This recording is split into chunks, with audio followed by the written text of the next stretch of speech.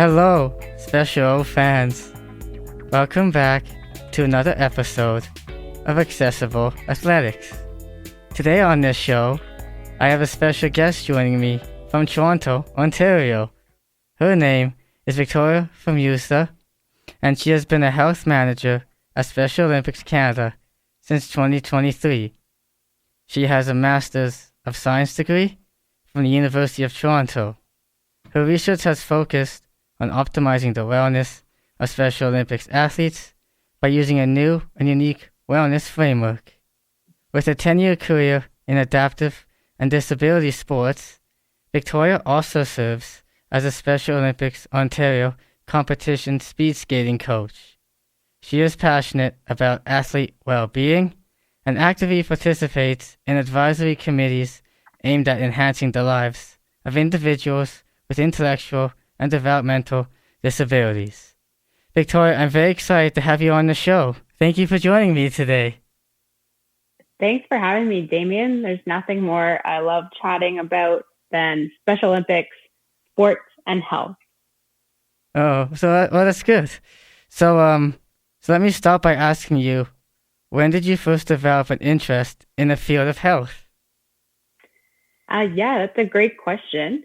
So because I have a background as a high-performance athlete, I now consider myself a lifelong athlete. So I developed habits that were crucial for maintaining both my physical and mental health.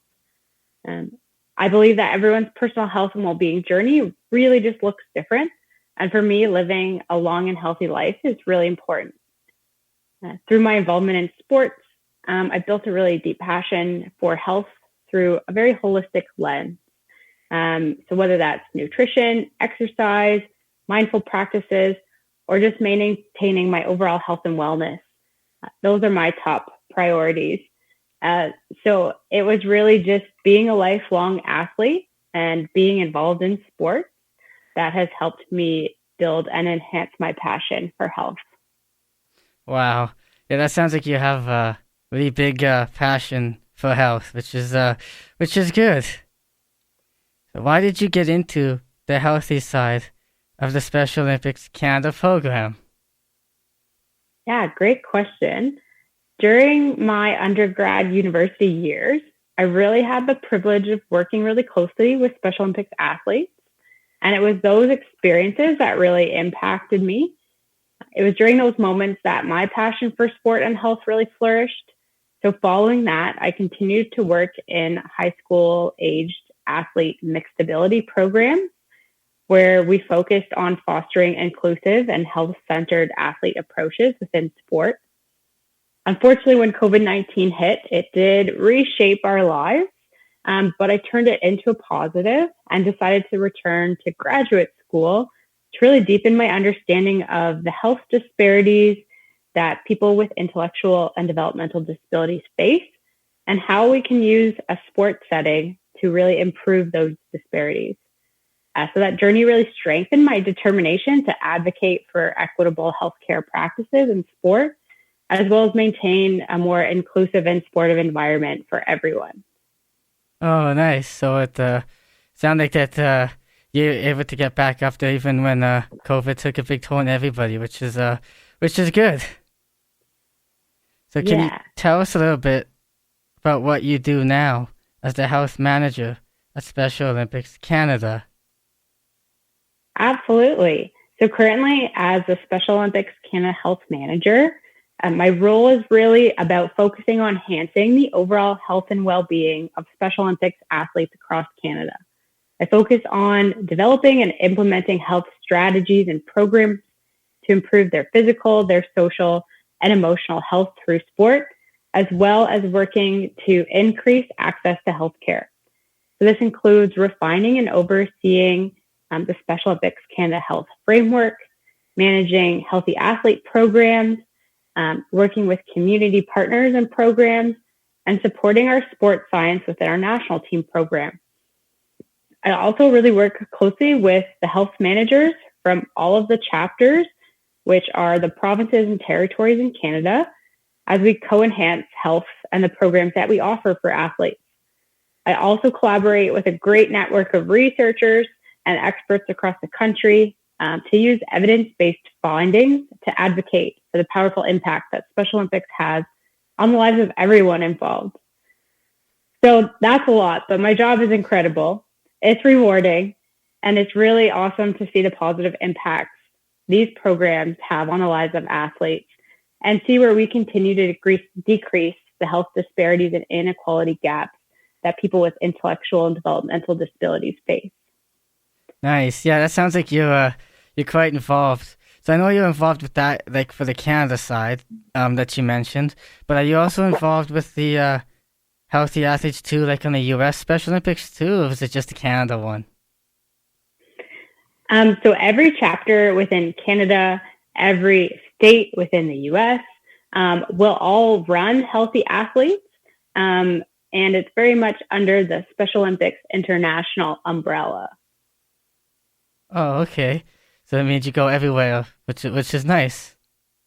Yeah, so I tend to host the healthy athlete programs at the national level. So when we hosted the national games in Calgary and in our future games, such as in Medicine Hat 2026, but we have health managers within the different chapters across the country that will host healthy athlete screenings at the provincial levels and at the community levels as well.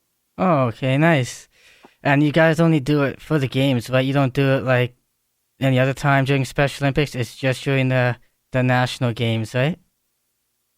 So just my role at Special Olympics Canada, I will host healthy athletes at national games. But we have great health managers who will run them more frequently throughout the years, more at a provincial and a community-based level to help run the program with more frequency. Oh, okay. Oh, that sounds like you have a huge involvement with that kind of thing. Yeah, it's a wonderful program. Yeah, it is. So, what are you hoping to accomplish with the Healthy Athletes program? This is such a great question. I have a little bit of a lengthy response to it, so I hope that's okay. In Canada, we are super fortunate to have universal health care, where some other countries don't. However, individuals with intellectual and developmental disabilities still face significant health disparities and inequalities compared to those without disabilities. So these disabilities are often due to several factors. So for example, medical professionals don't always receive adequate training on how to work properly with people with intellectual and developmental disabilities in a medical setting. Additionally, there's also a shortage of accessible and inclusive medical centers that provide care in a comfortable and inclusive way for all. So these medical professionals often lack skills in communicating in alternative ways, and navigating the healthcare system and in its entirety is really just hard and confusing. So when people with disabilities communicate or navigate life differently than the systems that are designed for them, they easily become lost within it. So many individuals with disabilities might need a support person to help them with booking appointments or keeping track of medical information or navigating the healthcare system. Without that support person or without that support system, they're at risk of getting lost in the system and continue to live a life with challenges that potentially go untreated. So long story short, that is where the Special Olympics athlete program comes into play, where we offer free health screenings and education to Special Olympics athletes in a really welcoming and fun environment. Since Healthy Athletes was created in 1997 across the world, so globally, Special Olympics has been able to deliver over 2 million free healthcare screenings to Special Olympics athletes and train close to 300,000 health professionals and students to better support Special Olympics athletes. Wow, that's a huge number when you say that it's in the millions. That's it's good to see that it's such a big program and just a huge involvement. Yeah, it's had such a great, remarkable reach. Yeah, that's awesome. what are you hoping that you want athletes to like athletes, like special athletes? What are you hoping that they would accomplish with this program? Yeah, so with the Healthy Athletes program, Special Olympics athletes have the opportunity to go through 8 different health screening disciplines. So they can get screened in a program called MedFest, which looks at their history and physical health exams. So that'd be more like your general checkup. Or they have the opportunity to go through Opening Eyes, which is a vision care health screening. And in Opening Eyes, we can also support athletes with getting free and equitable access to affordable vision care. There's also a program called Healthy Hearing, where we can test athletes' hearing and help them get treatment if they have any hearing loss. There's a program called Special Smiles, which looks at improving the oral health of athletes and getting them really good, healthy-looking smiles. There's another screening called Health Promotion, which looks at prevention and nutrition and helps to educate athletes about good steps that they can take to live healthy lives. There's another program called Strong Minds, which looks at the mental health of athletes and tries to provide them with ways to improve their emotional health and well-being. 2 more screenings. Fun Fitness looks at physical therapy side, so working with athletes in a really athlete-specific setting to see if we can help them prove any muscular deficits that are detected. And then the last one, Fit Feet. So it looks at supporting athletes with any foot problems they may have, or with helping them get fitted for a pair of shoes that are more comfortable that they can wear in sports settings. There's a lot of different disciplines for healthy athletes and a lot of different areas that encompass what good health could look like. Yeah, so there's definitely a lot of stuff to it, which is good because it gives the athletes a chance, to go there and try some new things and see what they like. Because some stuff they try, it might not be for them, or they might have these problems in the future, or they might have it now. So it's just good to help them with that, so that they can stay healthy for the rest of their lives or for a long time. Yeah, absolutely. That's a great way to put it, Damien. Yeah. So what are some of the programs that you have for healthy athletes? So I did just list out some of those programs. So we have 8 different health disciplines: MedFest, Opening Eyes, which is vision care, Healthy Hearing, which is audiology, Special Smiles, which is oral health and dentistry, Health Promotion, which is the prevention and nutrition education, Strong Minds, which is emotional health, Fun Fitness, which is physical therapy, and then Fit Feet, which is podiatry. Oh, nice. So, quite a few programs there that they can choose from that's available. Yeah, lots of different programs. Yeah. I first met you during my time as an athlete ambassador for the Special Olympics National Winter Games that were held in Calgary this past February. I remember we visited your program stations at the TELUS Convention Center. Is this something you're going to continue at other venues in the future for upcoming national games and provincial games? Yeah, absolutely. We're definitely going to be continuing running these programs. So at all national games going forward, we host healthy athlete screenings.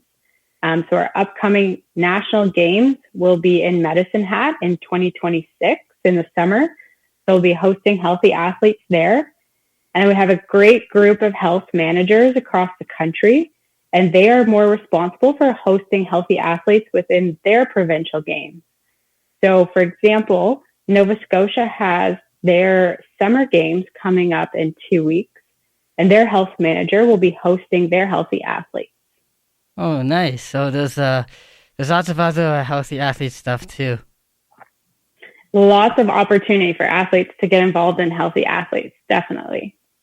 So, speaking of like Special Olympic athletes and sports, I saw that you were Special Olympics Ontario competition speed skating coach. How did you get involved with that, and what made you want to get involved with that?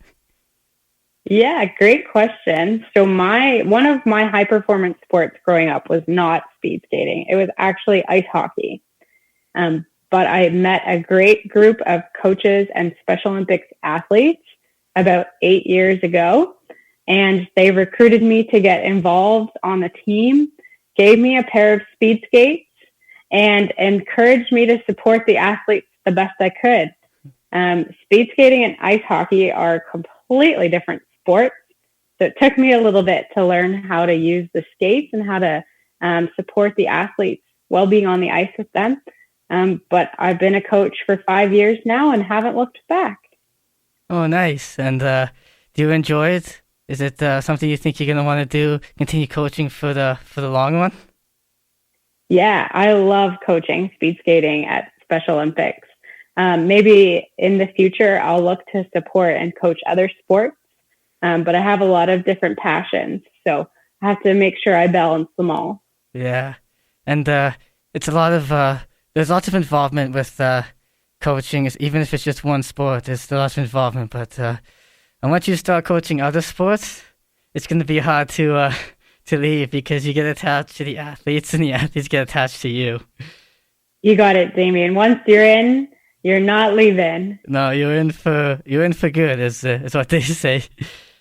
They sure do.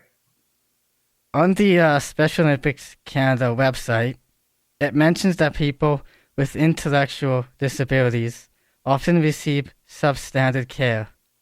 What can the healthcare system do to help with this issue? That's a great question, Damien.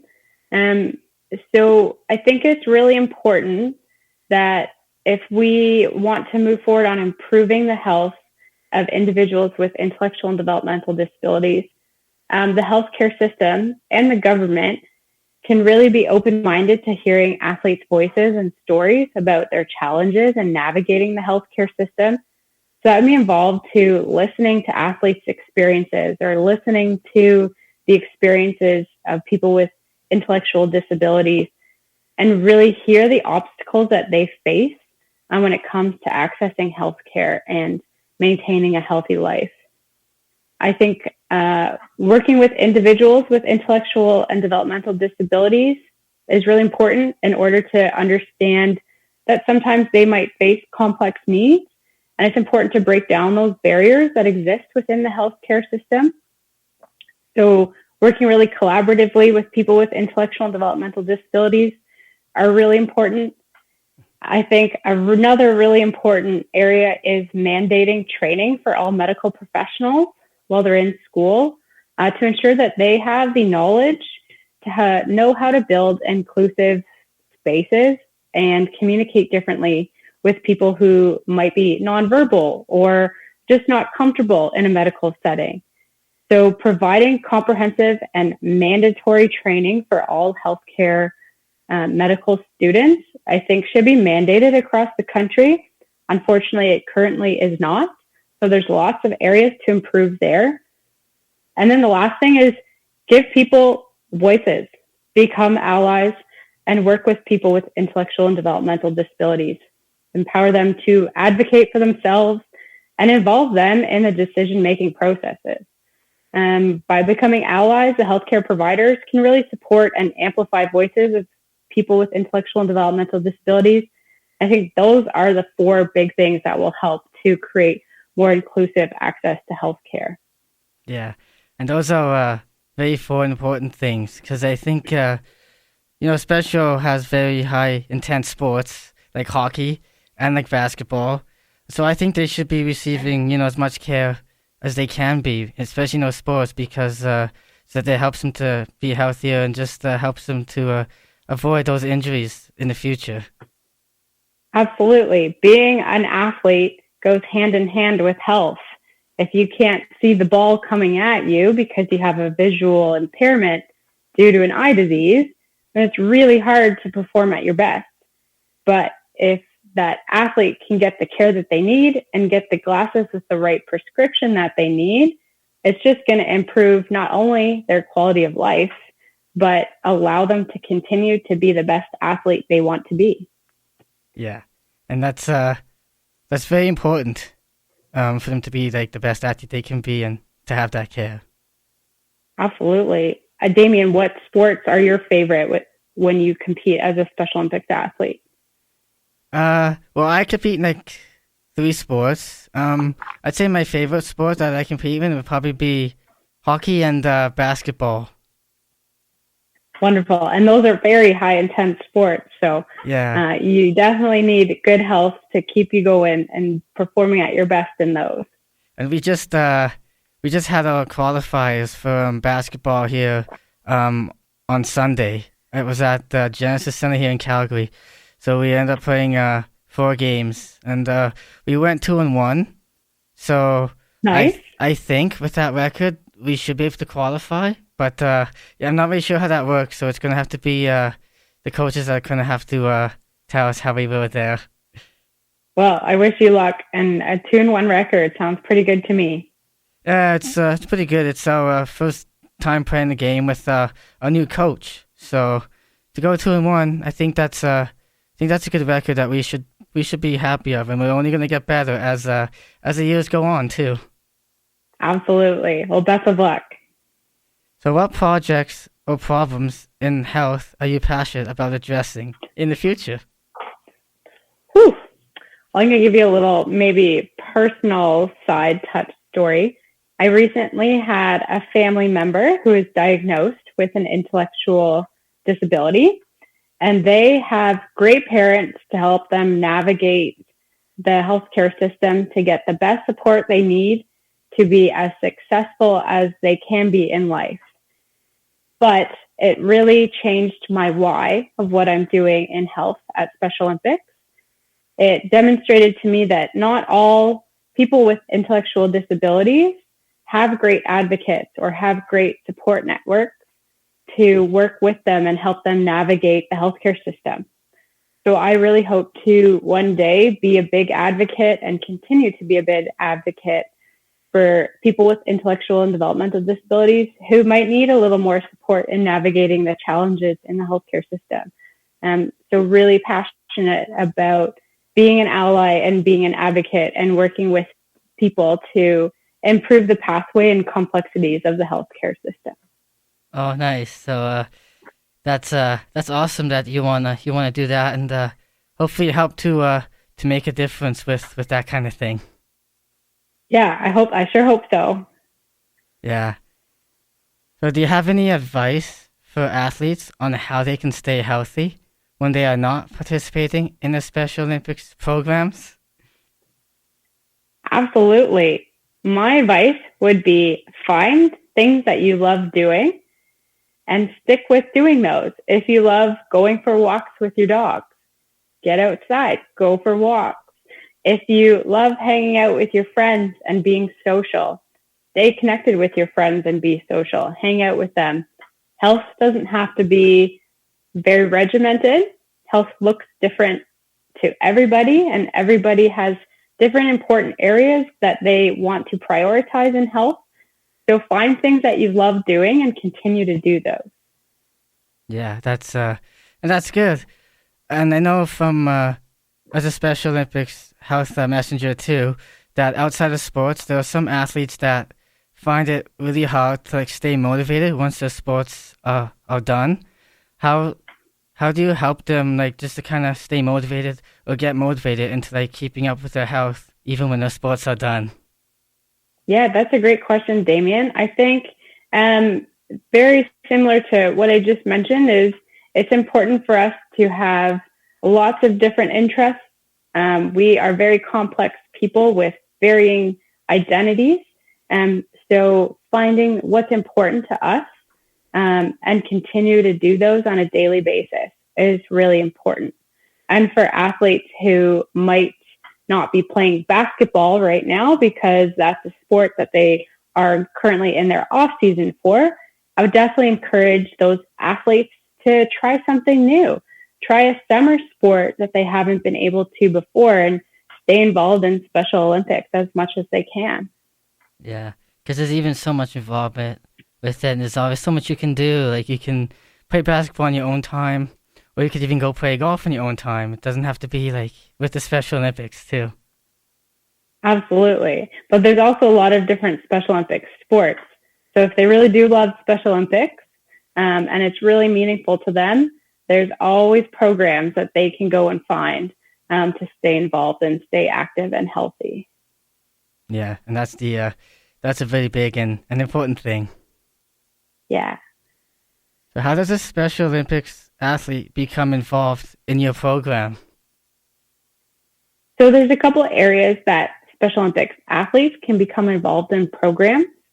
Every chapter, so by chapter I mean province or territory, has their own website.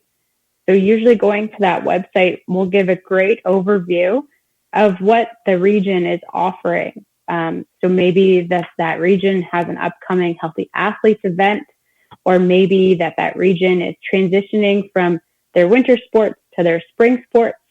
Going to the program website will always share that information. I think social media is a very powerful tool as well. Getting connected with your local Special Olympics community, reaching out to them via social media is a great way to kind of get to know what programs are out there. And then just trying to stay connected with community friends and texting friends and saying, when do they think Special Olympics programs are coming up? I think there's lots of ways to get involved and be active within your community. Yeah, that's awesome. There's so many ways, so it's awesome. So what about volunteers? If someone is interested in the Healthy Athletes program, can they get involved with the program? Yeah, absolutely. We're always looking for volunteers. So with Healthy Athletes program, we have a lot of different areas where volunteers can support. If a volunteer is interested in working at a Healthy Athletes program and they have experience working in one of those 8 medical areas, they can be volunteering and helping run the screening. If an athlete does not have experience in running one of those screening areas, they can get involved just as a general volunteer within the program, helping with organization, helping with setup, helping with operating the program. So there's lots of areas to get involved for both medical professional volunteers and just general population volunteers who really are passionate about it the way that we are. And that's awesome. And for someone who wants to volunteer, do they need to have like specific training or any requirements, or can they just like go and just volunteer? Yeah, great question. So typically all volunteers for Special Olympics are encouraged to have our safe sport. And then if a volunteer for Healthy Athletes wants to be operating a screening, we would definitely need them to be involved in the medical field of one of those 8 discipline screenings. But if they aren't, they can help with general areas, organization, check in, check out. So there's really, for volunteers, spaces for everybody within Healthy Athletes to get involved. Nice. So many ways to get involved, and which is awesome. Yeah.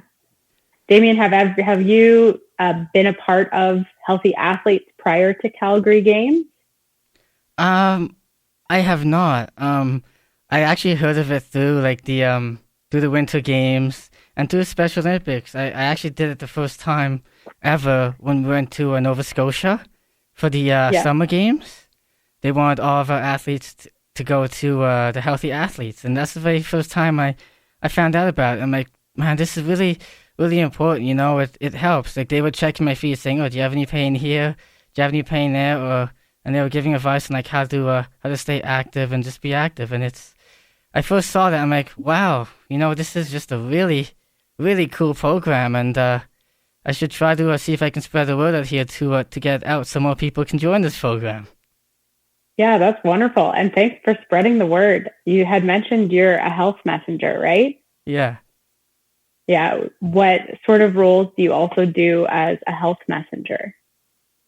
So I do like the podcast I'm doing now, interviewing how people are getting an opinion about health and how to be healthy.